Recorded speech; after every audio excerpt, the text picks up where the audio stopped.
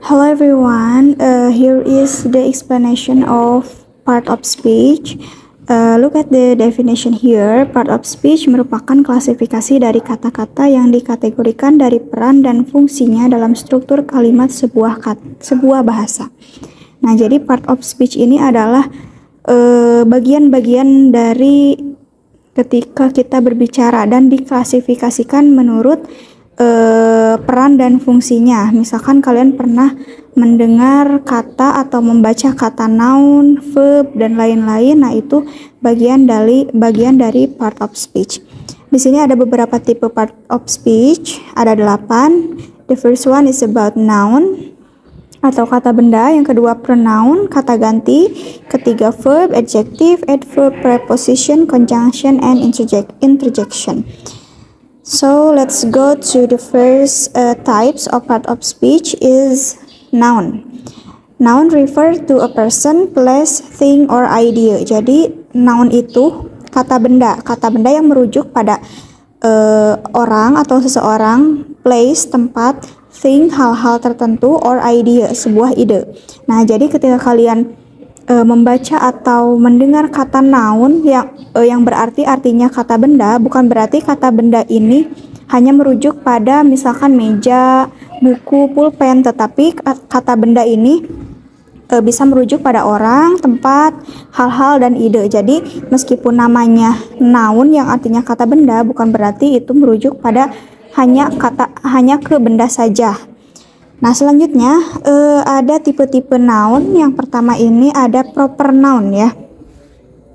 Proper noun is a specific name of a person, place, or thing and is always capitalized. Nah, jadi kalau proper noun ini adalah sebuah kata benda yang spesifik, baik spesifik dari nama seseorang, nama tempat, atau nama hal-hal tertentu. Dan biasanya proper noun ini selalu ditulis secara kapital awalnya. Contohnya di sini, does Tina have much homework to do this evening? Nah, di sini yang menjadi proper noun-nya itu adalah Tina. Nah, kenapa Tina menjadi proper noun? Karena Tina ini adalah specific person. Tina berarti misalkan Tina itu seseorang yang punya nama, terus seorang perempuan. Nah, itu ada specific person.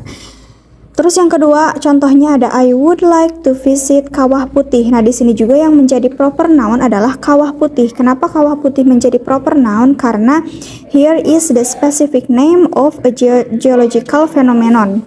Jadi ini adalah sebuah spesifik nama tempat.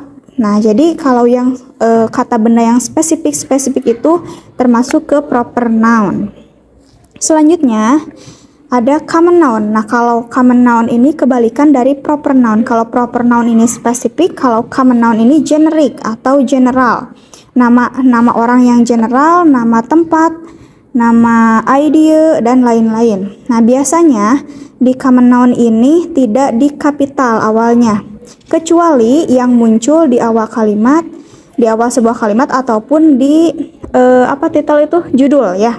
Nah, common noun ini tidak di capitalize, tidak nulisnya tidak ditulis kapital, kecuali pas di awal kalimat ataupun misalkan di judul. Nah, itu perbedaan antara proper noun sama common noun.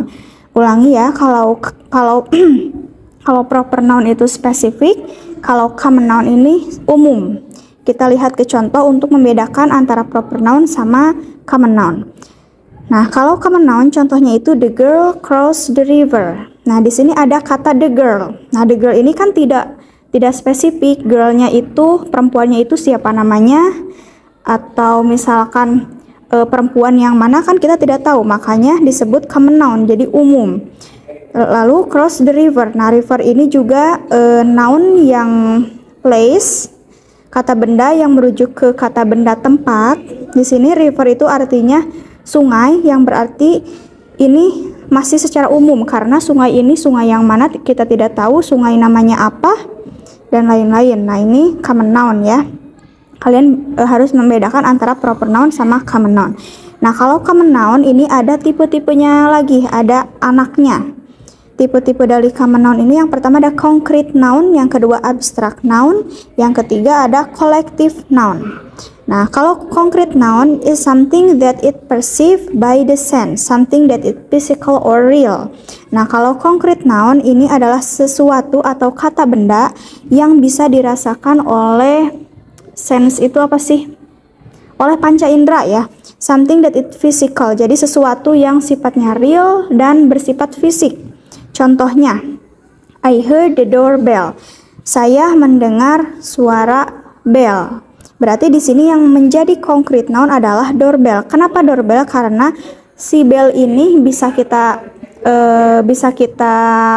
raba, bisa kita lihat, dan bisa kita rasakan. Makanya disebut concrete noun.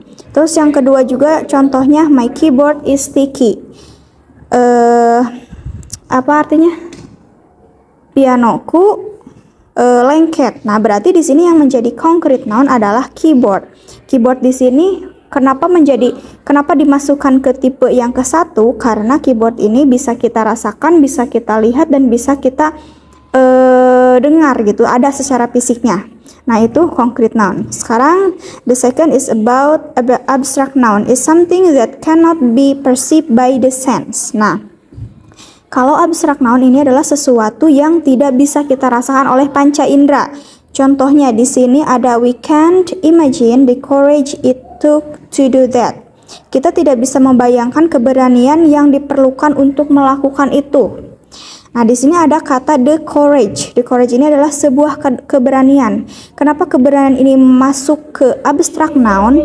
Karena keberanian ini can be seen, tidak bisa kita lihat, tidak bisa kita dengar, tapi ada gitu, tapi ada. Misalkan contoh lain, misalkan ada kata love. Love itu adalah cinta. Cinta ini bisa kita rasakan, bisa kita rasakan, tapi tidak bisa kita lihat dan tidak bisa kita raba. Nah, makanya disebut ke abstract noun. Nah, itu ya perbedaan antara abstract noun sama concrete noun. Kalau concrete noun mah bisa kita rasakan, bisa kita raba, bisa kita lihat, dan ada fisiknya, ada realnya. Kalau abstrak mah tidak bisa dilihat, tidak bisa didengar, tapi ada gitu, kita bisa merasakan gitu. Nah, yang ketiga, a collective noun ini adalah kata benda yang merujuk pada grup atau kelompok ya, kelompok dari grup dari person atau orang, grup dari hewan-hewan dan lain-lain. Contohnya, yang termasuk ke collective noun ini ada people. Nah, di dalam people ini, di grup people atau di grup orang-orang, di sini ada class. Class ini kan misalkan kita di kelas pasti ada orang-orangnya. Terus di family. Nah, di family itu kan ada membernya, ada mother, father, sister, brother, dan lain-lain. Ada grup. Nah, grup juga sama, ada orang-orangnya di dalam grup tersebut. Terus ada juri. Juri kan pasti ada orang-orangnya. Nah, ini misalkan a collective noun yang termasuk ke dalam people. Terus yang kedua ada animals. Nah, ada animals ini group of animalsnya itu ada flock sama swarm. Jadi kawanan artinya itu. Terus yang things ini ada bunch, collection, pack, and set. Okay, do you understand? Okay, next. Nah, selanjutnya ada singular sama plural noun. Nah, kalian mungkin pernah mendengar kata singular and plural noun. Kalau singular itu artinya tunggal, kalau plural artinya jamak. Nah, di sini ada Ibu kasih contoh, ada cat sama cats. Nah, di sini kalau cat ini adalah singular atau tunggal, kalau yang pakai s ini adalah plural, artinya jamak. Jadi kucingnya lebih dari satu. Terus juga di sini ada house sama houses. Ini rumahnya satu, ini rumahnya lebih dari satu. Nah, ini singular, ini plural. Selanjutnya ada noun yang countable and uncountable nouns. Jadi kalau countable mah kata benda yang bisa dihitung. Kalau uncountable adalah kata benda yang tidak bisa dihitung atau impossible to count. Jadi tidak mungkin untuk dihitung gitu ya. Kalau ada yang menghitung berarti itu orang yang gabut ya. Contohnya, here is a cat atau here are few cats. Here are 8 cats. Nah, di sini karena ini benda atau animal atau animal yang bisa dihitung, jadi ini pakainya here is a cat. Berarti ini masuknya ke countable. ini adalah seekor kucing. Nah, kalau yang ini berarti kucingnya satu. Here are few cats. Ini ada beberapa kucing. Kalau here are 8 cats berarti ini ada 8 kucing. Nah, jadi ini termasuk ke countable atau kata benda yang bisa dihitung. Selanjutnya ada contoh uncountable. Di sini ada information, milk, sand, and air. Nah, di sini ada contoh kata benda yang tidak bisa dihitung. Contohnya information. Nah, information ini adalah sesuatu hal yang mustahil untuk dihitung. Misalkan kita mau menghitung informasi di seluruh dunia ini, mau dihitung leke. Nah, berarti itu orang gabut, soalnya informasi di dunia ini tidak mungkin dihitung. Terus di sini ada milk, sand, sama air. Ada susu, ada